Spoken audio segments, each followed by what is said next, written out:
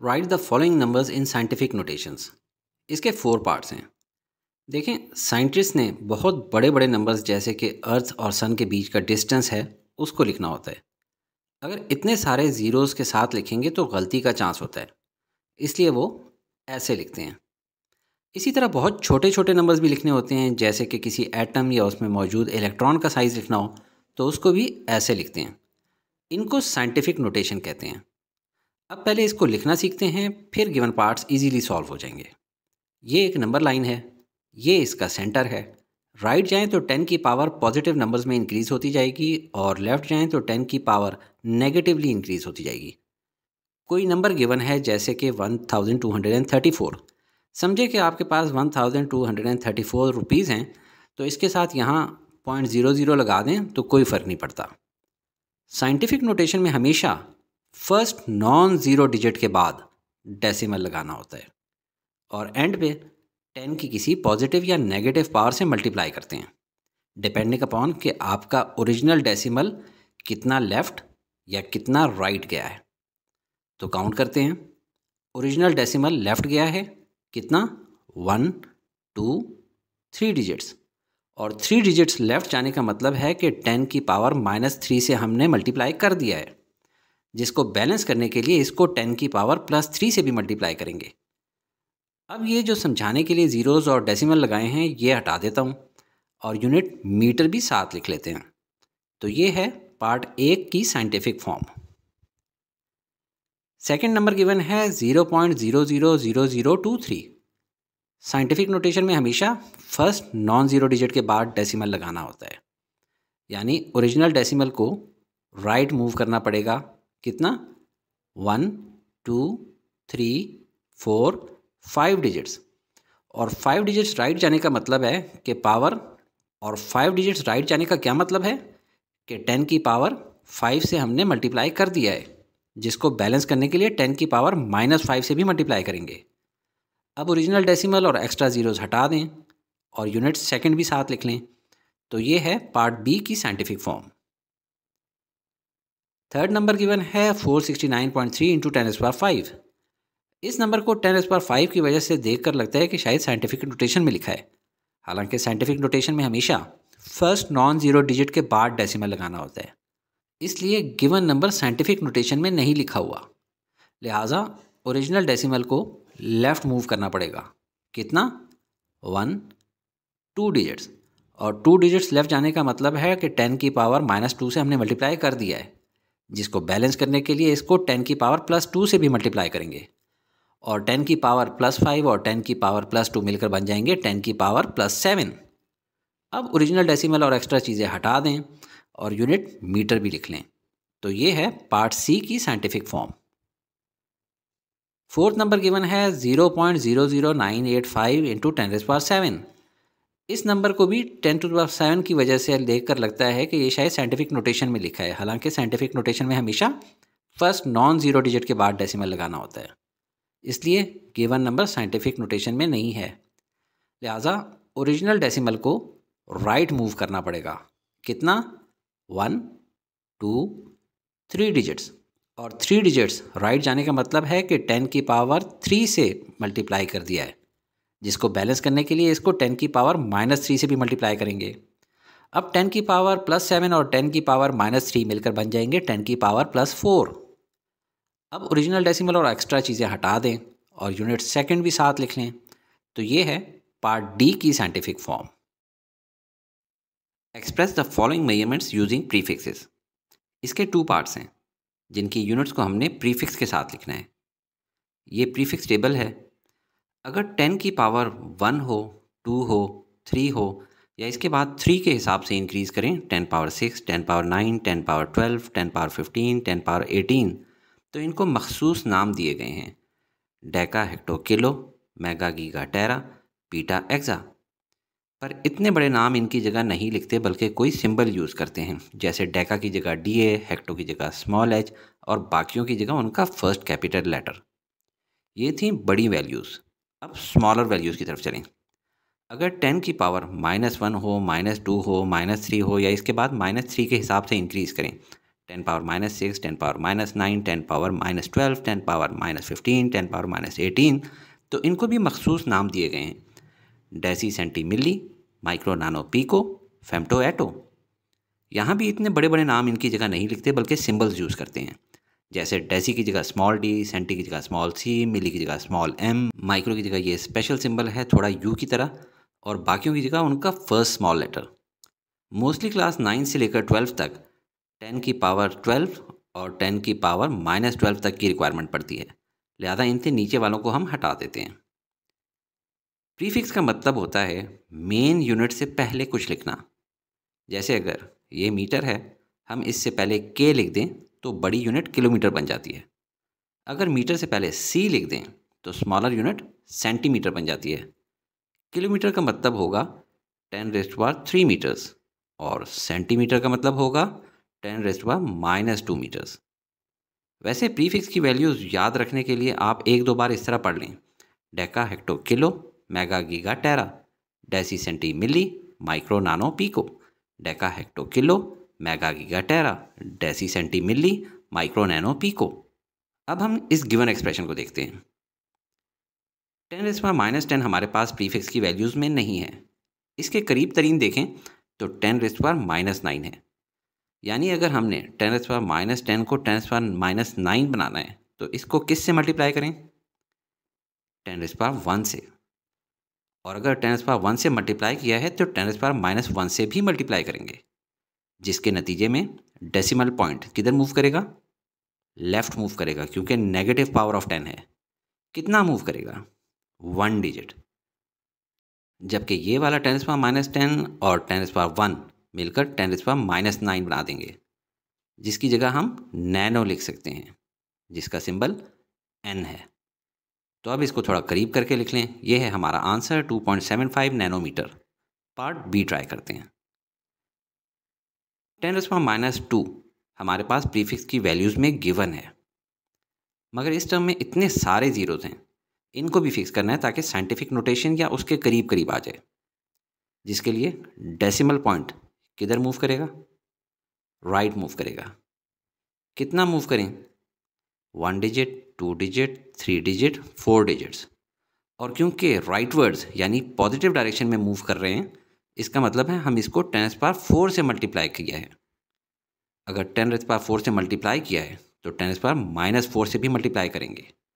और अब ये वाला 10⁻2 और ये वाला 10⁻4 मिलकर 10⁻6 बना देंगे, जिसको माइक्रो कहते हैं। तो इसकी जगह हम माइक्रो का सिंबल लिख देते हैं। अब इसको भी थोड़ा करीब करके लिख लें तो ये हमारा आंसर है 2.3 माइक्रो सेकेंड्स।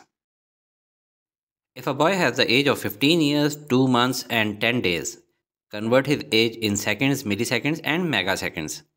देखें, 1 ईयर में 12 मंथ्स होते हैं, 1 मंथ में ऑन एवरेज 30 डेज़ होते हैं और हर डे में 24 आवर्स होते हैं।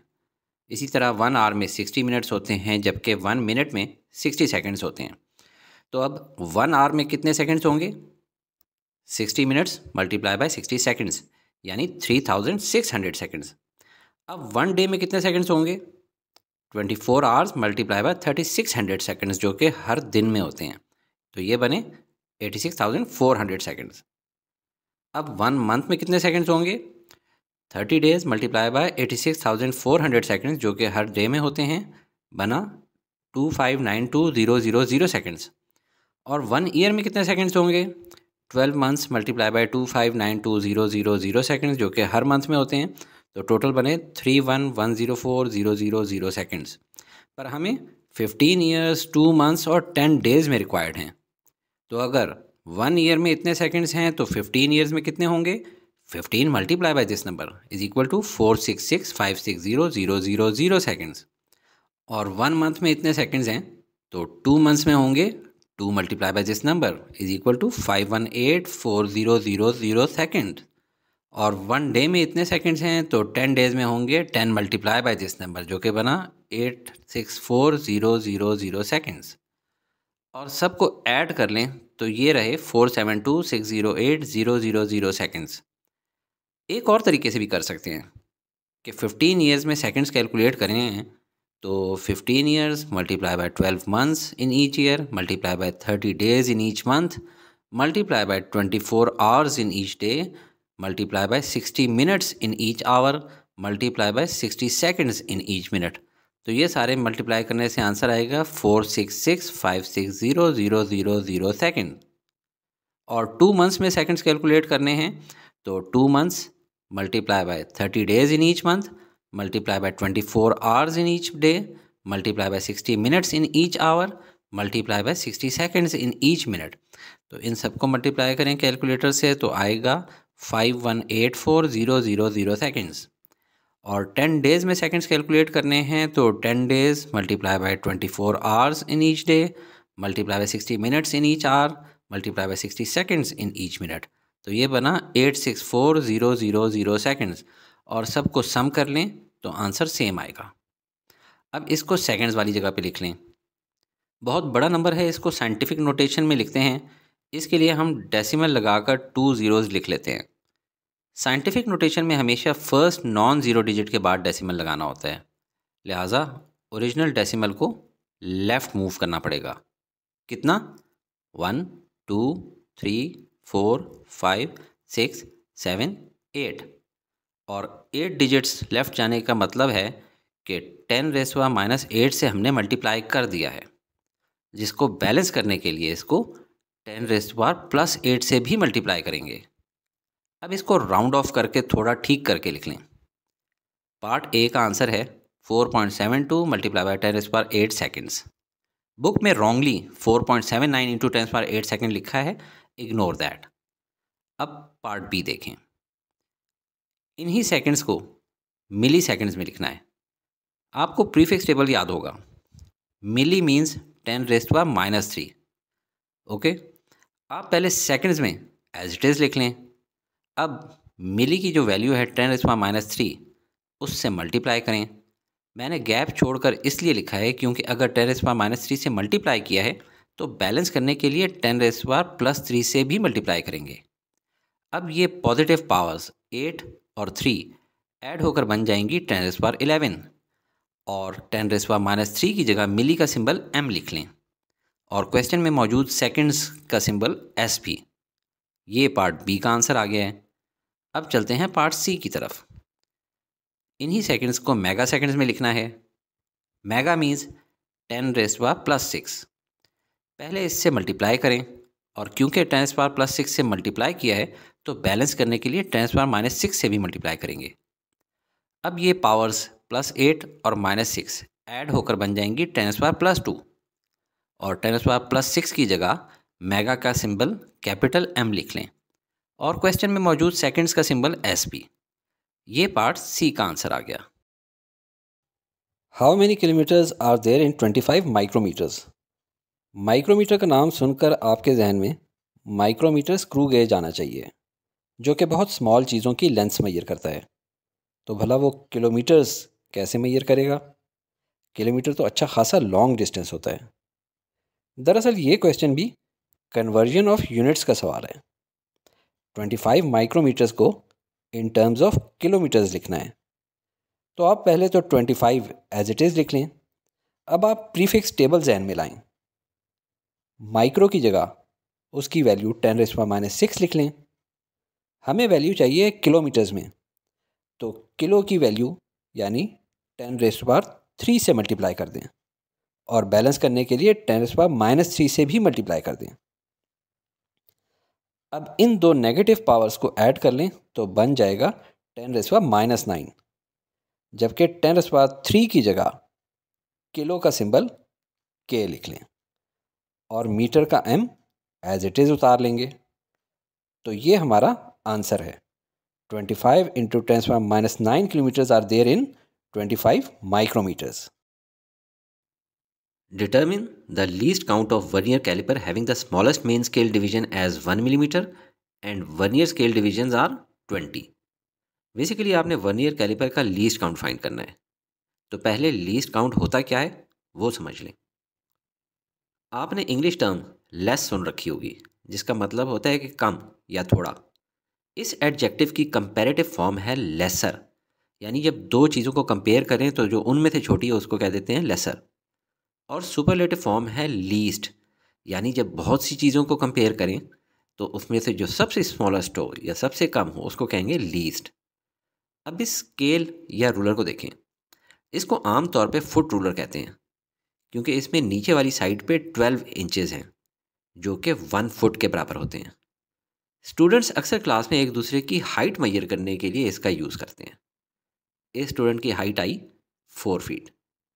अब अगर इसी रूलर को थोड़ा जूम करके देखें तो आपको ऊपर वाली साइड पे सेंटीमीटर स्केल भी नज़र आ रहा है, यानी हम कोई लेसर साइज़ की चीज़ अप टू 1 सेंटीमीटर मेजर कर सकते हैं, जैसे कि नाखून वगैरह। ये हमने स्केल की लेसर मेजरमेंट का यूज़ किया। और अगर रूलर को थोड़ा मज़ीद जूम करें तो अब हम स्केल या रूलर की लीस्ट यानी स्मॉलेस्ट पॉसिबल मेजरमेंट 1 मिलीमीटर का यूज़ कर सकते हैं, जिससे कि हम अपने डर्टी नेल का साइज़ चेक कर सकते हैं या इस जैसी और छोटी चीज़ें। बट अगर इससे किसी छोटी चीज़ जैसे सर के बाल की विड्थ मेजर करनी हो तो वो इस रूलर से नहीं मेजर हो सकती, क्योंकि बाल की विड्थ स्केल के लीस्ट काउंट से जो कि 1 मिलीमीटर है उससे भी कम है। इसलिए इस रूलर के 1 मिलीमीटर को फर्दर स्मॉलर डिविजन्स में तकसीम करने के लिए साइंटिस्ट ने वर्नियर कैलिपर और स्क्रू गेज ईजाद किए। वर्नियर कैलिपर को देखें, ये इसका मेन स्केल है बिल्कुल हमारे रूलर की तरह, और ये एक एडिशनल वर्नियर स्केल है। इसी तरह माइक्रोमीटर स्क्रू गेज में ये मेन स्केल है हमारे मेन रूलर की तरह, और ये इसका एडिशनल स्केल है जो कि सर्कुलर थिम्बल की शक्ल में है। वर्नियर कैलिपर को जूम कर दूं। अब लीस्ट काउंट समझते हैं। मेन स्केल की सबसे स्मॉलेस्ट रीडिंग कितनी है? 1 मिलीमीटर। अब इसको मज़ीद कितने पार्ट्स में डिवाइड करना है, उतने सब डिविजन्स वाला वर्नियर स्केल इसके ऊपर लगा दें। हमारे केस में 20 सब डिविजन्स वाला वर्नियर स्केल है, तो इस वर्नियर कैलिपर की लीस्ट काउंट बनी 1 मिलीमीटर डिवाइडेड बाय 20। इसको कैलकुलेटर से सॉल्व करें तो लीस्ट काउंट की वैल्यू आई 0.05 मिलीमीटर। यहीं से लीस्ट काउंट निकालने का उसूल भी याद रख लें। Smallest division on main scale divided by total divisions on vernier scale. इसी तरह से माइक्रोमीटर स्क्रू गेज का भी देख लें। यहाँ भी मेन स्केल की रीडिंग्स मिलीमीटर में हैं। ये 1 मिलीमीटर मार्क है, मगर अगर गौर से देखें तो इसी स्केल की ऑपोजिट साइड पे हाफ में डिवाइड भी किया गया है, यानी इस मेन स्केल की स्मॉलेस्ट रीडिंग 1 मिलीमीटर नहीं बल्कि 0.5 मिलीमीटर है। अब इसको मज़ीद कितने पार्ट्स में डिवाइड करना है, उतने सब डिविजन्स वाला एडिशनल स्केल ऊपर लगा दें। हमारे केस में 50 सब डिविजन्स वाला थिम्बल स्केल है, क्योंकि 45 के बाद 46, 47, 48, 49 और 0, यानी पहले चक्कर का एंड 50 है। तो इस माइक्रोमीटर स्क्रू गेज की लीस्ट काउंट बनी 0.5 मिलीमीटर डिवाइडेड बाय 50। इसको कैलकुलेटर से सॉल्व करें तो लीस्ट काउंट की वैल्यू आई 0.01 मिलीमीटर।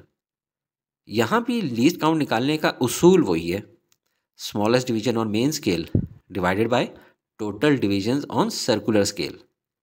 मगर कुछ साइंटिस्ट ने ऊपर वाले जुमले को लिख दिया है pitch of screw gauge. Same बात है कि जब ये सर्कुलर स्केल एक कंप्लीट चक्कर लगाता है तो स्पिंडल का ये हिस्सा कितना आगे या पीछे मूव करता है, डिपेंडिंग अपॉन कि क्लॉकवाइज रोटेट किया है या एंटी क्लॉकवाइज, उतना आगे या पीछे जाने को पिच कहते हैं। और वो जाहिर है कि जितनी इसके मेन स्केल पे स्मॉलेस्ट रीडिंग है उतना ही आगे या पीछे मूव करेगा एक पूरा चक्कर लगाने पे। चाहे किसी भी किस्म का वर्नियर कैलिपर या स्क्रू गेज यूज़ करें, कोई भी यूनिट्स हों, लीस्ट काउंट फाइंड करने का प्रोसीजर यही फॉलो होगा।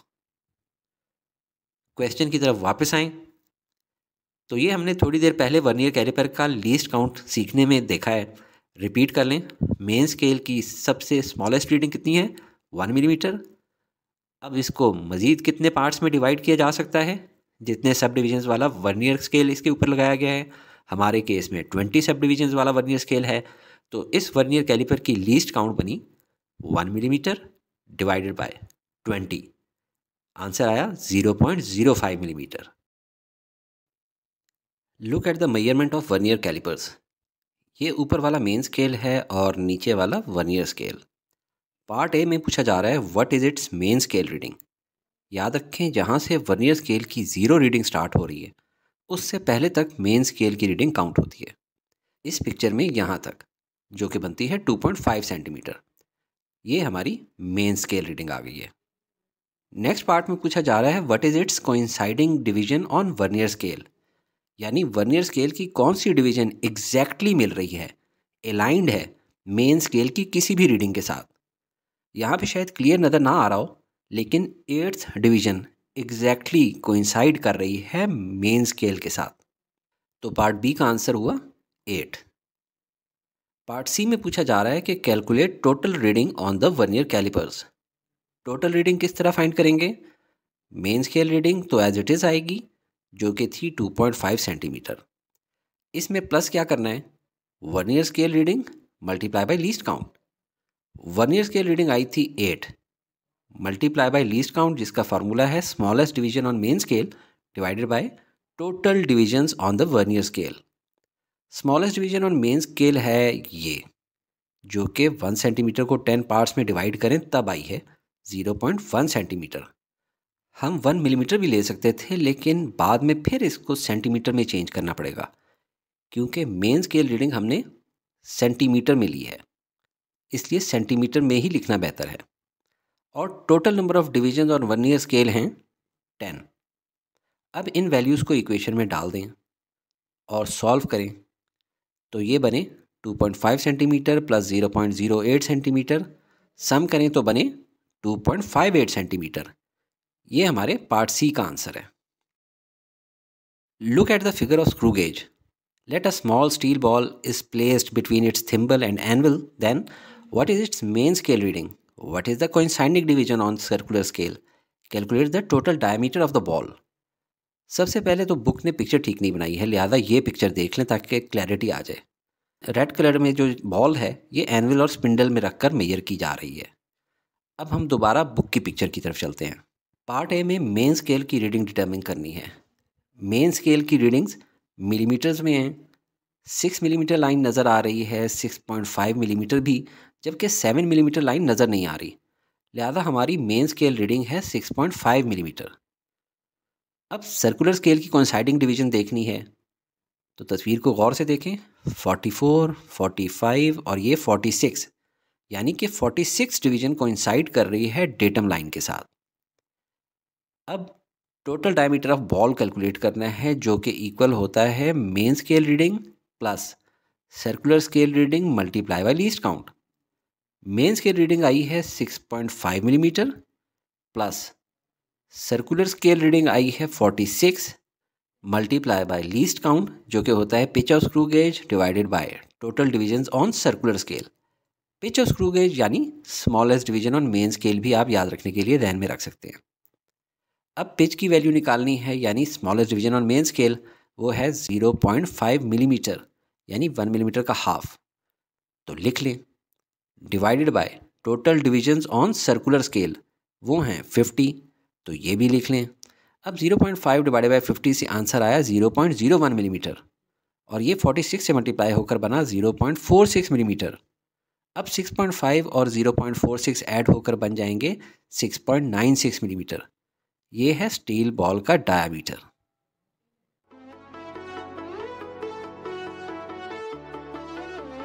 Study with me, a learning experience.